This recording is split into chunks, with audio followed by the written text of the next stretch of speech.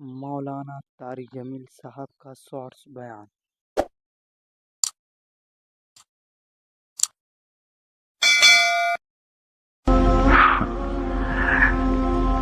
جس قوم کی بچیاں ناچ گانے کو اپنا شعار اور شوق بنا لیں، ان کی نسل سے اب خالد بن ولید نہیں پیدا ہو سکتے، ناچنے والے ہی پیدا ہوں گے۔ محمد بن قاسم نہیں پیدا ہو سکتے، طارق بن زیاد نہیں پیدا ہو سکتے۔ مجھے صلاح الدین یاد آیا اور میں بہت رویا۔ وہ بھی کسی ماں کا جنا ہی ہوا تھا۔ اس کے زمانے میں کرک، ایک ہمارے پاکستان میں کرک ہے، ایک اردن میں کرک ہے، اونچی پہاڑی پر وہ شہر ہے اور بڑا دشوار قلعہ ہے۔ اس پر ایک حکمران تھا عیسائی، اس کا نام تھا ریجنالڈ۔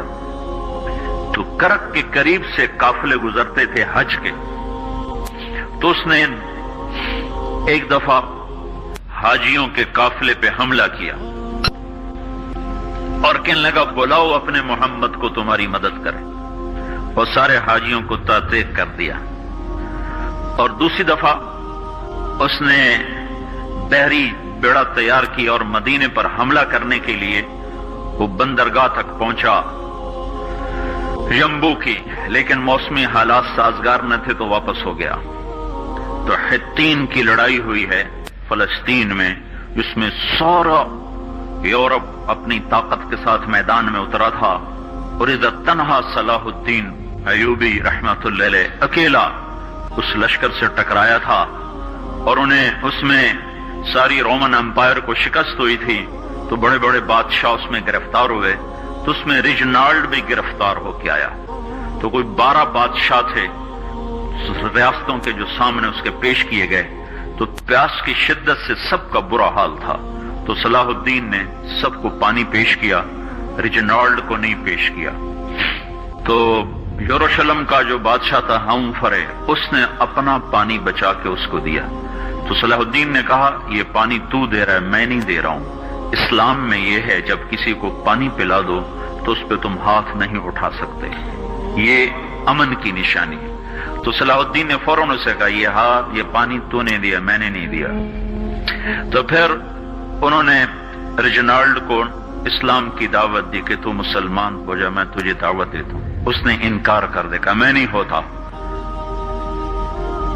تو انہوں نے کہا میں نے تیرے قتل کی 2 دفعہ قسم کھائی تھی۔ ایک جب تو مدینے پہ حملہ آور ہوا تھا تو میں نے قسم کھائی تھی میں تجھے اپنے ہاتھوں سے قتل کروں گا، اور دوسری دفعہ جب تم نے حاجیوں پہ حملہ کر کے کہا تھا بلاؤ محمد کو، تو میں نے قسم کھائی تھی کہ مجھے اللہ نے موقع دیا تو میں اپنے ہاتھ سے تیری گردن اڑاؤں گا۔ آج محمد کا ادنا غلام تیری اس بات پر یہ فریضہ ادا کرنے کے لیے آ رہا ہے، اور اپنی تلوار سے اس کی گردن اڑائی، وہ پیچھے لٹک گئی، پوری نہیں اڑی، پیچھے لٹک گئی، خوفناک منظر بن گیا۔ تو سارے بادشاہوں پہ کپ کپی طاری ہو گئی۔ تو صلاح الدین فرمانے لگے ہمارے مذہب میں یہ نہیں ہے، بادشاہوں کے ساتھ ہم بادشاہوں جیسا ہی سلوک کرتے ہیں، پر یہ حدود سے آگے چلا گیا تھا۔ اب مجھے یہ قصہ بھولا ہوا تھا، مجھے انہی حادثوں میں، انہی ہنگاموں میں وہ یاد آیا، تو بعد تنہائیوں میں بیٹھ کے بے بسی کے آنسو بہہ جاتے ہیں، اور اس کے سوا کوئی چارہ نہیں ہے۔ ہماری ساری نسل موسیقی میں ڈوب چکی ہے، جو بدن سرتال پہ تھرکتے ہوں، جو بدن موسیقی کے اوپر ہلتے ہوں، رقص میں آتے ہوں، ان پہ کانٹے ہی اگیں گے، ان پہ صلاح الدین کا پھول نہیں اگ سکتا، ان میں محمد بن قاسم کے پھول نہیں اگ سکتے۔ بانجھ ہو گئی ہے ہماری نسل، اور یہ یورپ کا سحر ہے جو چل گیا ہے۔ ہماری بے بسی ہے، ہماری بے بسی ہے۔ میں تو بس منت ہی کروں گا اپنے آپ کو پہچانو، اپنی ہستی حیثیت کو پہچانو، اپنی نسبت بدلو۔ تمہاری نسبت یورپ کے ساتھ ہو کے اگر موت آئی بے قیمت ہو جائیں گے۔ اگر مدینے والے کی نسبت مل گئی تو حضرت فاطمہ کے دائیں بائیں تمہیں بھی کھڑا کر دیا جائے گا، حضرت خدیجہ کے دائیں بائیں تمہیں بھی کھڑا کر دیا جائے گا۔ یہ چند دن ہیں، صبر کر لو، گھٹ گھٹ کے مر جانا ہی बेटियों की रिवायत है, मशरिक की बेटी, उसने घुट घुट के मरना ही सीखा है।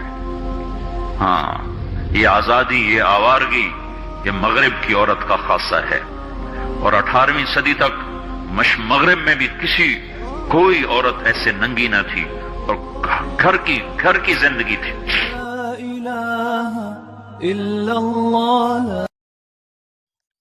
मौलाना तारिक जमील साहब का शॉर्ट्स बयान।